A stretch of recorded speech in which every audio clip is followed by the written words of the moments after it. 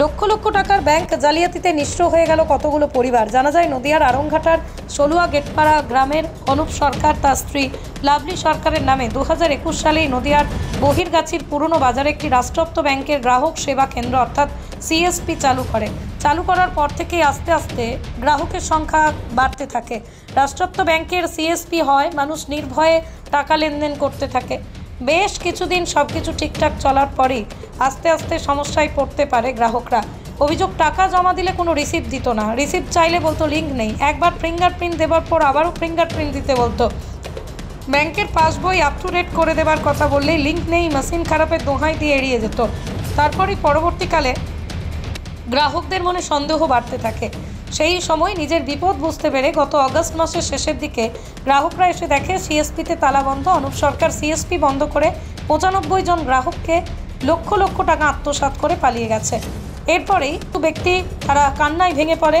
অন্যদিকে দেখা যায় এক বহিরগাছি বিশ্বনাথপুরের যুবশেখর সেন নামে এক ব্যক্তির উচ্চ রক্তচাপ হয়ে মৃত্যু হয়েছে। টাকা আদায় অনুপ সরকারের শাস্তির দাবিতে তাই আরংঘাটা পুলিশ ফাঁড়িতে এসে কার কত টাকা খোয়া গেছে লিখিত অভিযোগ থানায় জমা দিলেন। অনুপ সরকার শুধু বহিরগাছির সাধারণ মানুষদেরকেই পথে বসায়নি, পৌঁছিয়ে দিয়ে গেছে স্ত্রী লাভলি সরকারকেও। সন্তানকে নিয়ে এখন সে কোথায় যাবে তারও কোনো ঠিক ঠিকানা নাই। তাই কঠোর শাস্তির দাবিতেই সোচ্চার হয়েছে বহিরগাছির মানুষজন। পৃথিবীর 3 ভাগ জল 1 ভাগ স্থল, তাই পানীয় জলের অভাব নেই, কিন্তু বিশুদ্ধ পানীয় জল একটাই, বৃষ্টি অ্যাকোয়া। প্রতি ফোঁটায় আনে তৃপ্তি, মেটায় তেষ্টা। বৃষ্টি অ্যাকোয়া, বিশুদ্ধ পানীয় জল। কি হয়েছে ঘটনাটা?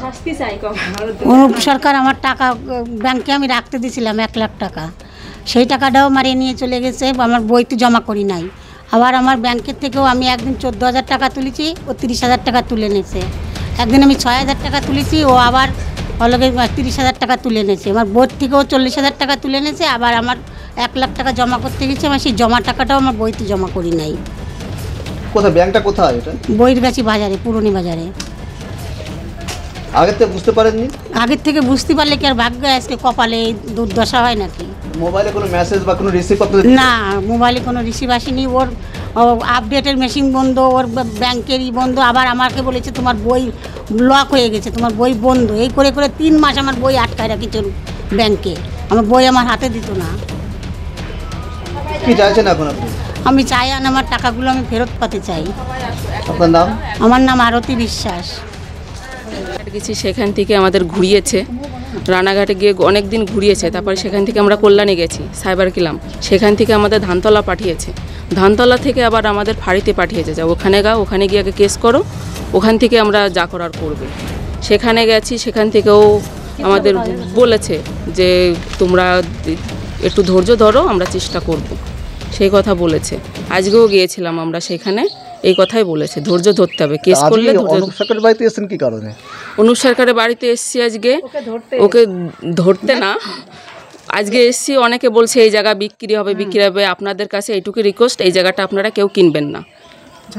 ঝামেলা হচ্ছে, ঝামেলাটা মিটে যাক, তারপরে আপনারা এই জায়গাটা কিনবেন। এই ঝামেলার জন্য আমরা আজকে এসেছি, যাতে আশেপাশের মানুষকেও জানিয়ে যায় এই জায়গাটা যাতে কেউ না কেনে। হ্যাঁ, কতদিন আপনারা এখানে? আজকে দেখছি আপনারা সবাই এখানে এসেছেন, ব্যাপারটা কি করার নিয়ে এসেছেন? ব্যাপারটা হচ্ছে আমার মিসেসের নামে একটা ব্যাংকে অ্যাকাউন্ট ছিল। আমি আরংঘাটাতে এসেছিলাম, আমাকে আরংঘাটার যে ম্যানেজার ছিলেন, একটা রোগা করে ম্যানেজার, উনি আমাকে বলেছিলেন যে বহিরগাছিতে আমরা সিএসসি যে শাখা আমরা স্টেট ব্যাংকের খুলেছি, ওখানে যান, আপনারা কেন আপনাদের এখানে আসবেন?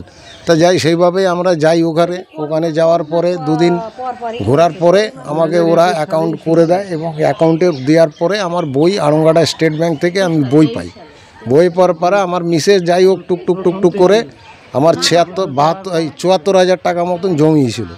এবং একদিন হঠাৎ করে দেখে সেই টাকা ব্যাংকে যখন শোনা গেল যে অনুপ নাকি এইভাবে টাকা পয়সা লোকের মেরে দিচ্ছে। মেরে দেওয়ার পরে আমি যখন যাই, আমার বইতে আপডেট করে দিল, এবং সেখান থেকে আমার 60,000 টাকা আমার নেই বইতে। এইভাবেই চলছে। তো আমি আরংঘাটা স্টেট ব্যাংকে গেছিলাম, সেখানে এখন বর্তমানে এক মহিলা ম্যানেজার রয়েছেন, উনি বলল যে আপনার টাকা তুলে নেওয়া হয়েছে, আপনি একটা দরখাস্ত করুন, আমি দেখছি আপনার কি করা যায়। যাই হোক, আমি একটা দরখাস্ত করলাম। সে দরখাস্ত রিসিভ কপি উনি আমাকে দিল না, বললো যে ঠিক আছে আপনি যান, আর আমি আপনার ওই ব্যাংকের সঙ্গে আলোচনা করব। এবং পরবর্তীতে আমি ফিরে গিয়ে ওই ব্যাংকে আমি আবার একটা দরখাস্ত করি, দরখাস্তর পরে আমাকে বললো যে কোনো রিসিভ আমি দেবো না। তখন আমি একটু রেগে গিয়ে বললাম যে আমার রিসিভ লাগবে। তখন উনি আমাকে রিসিভ দিল এবং সেটার হিয়ারিংও হয়েছে। হিয়ারিং হয়ে যাওয়ার পরে আমার যে মানে যারা গেছিলেন হিয়ারিং করতে তারা দেখেছে, বই দেখে আমাকেও বললো যে আপনার টাকা আপনি ফেরত পাবেন, যেহেতু আপনার পাস বইতে আপডেট করেনি, যেহেতু আপনার এই বই রয়েছে সেহেতু টাকা পাবেন। কিন্তু আজ অবধি কোনো কিছুই সুরাহা হচ্ছে না। ব্যাংকটা কেমন বন্ধ না? এখন পুরো ব্যাংক বন্ধ রয়েছে, অনুপ ব্যাংক কোথায়? বন্ধ। অনুপ সরকার অনুপ কোথায়? পালিয়ে গেছে এবং ওর মিসেজের নামে নাকি এই ব্যাংকটার অ্যাকাউন্ট নাকি ওর মিসেজের নামে। ওই মিসেস সঙ্গে আপনার কথা হয়েছে? মিসেসের সঙ্গে উনি যখন আমাদের হিয়ারিং হয় এবং হিয়ারিংয়ে উনি ছিলেন, উনি বলেছিলেন যে আমি আপনাকে যেভাবে পারি আপনাদের টাকা আমি ফেরত দেবো। আমার স্বামী এইভাবে চোট করে চলে গেছে, আমি একবারে দিতে পারবো না, আমি ধীরে ধীরে আমি আপনাদের টাকা কতদিন clear আগে করব। বলেছিল?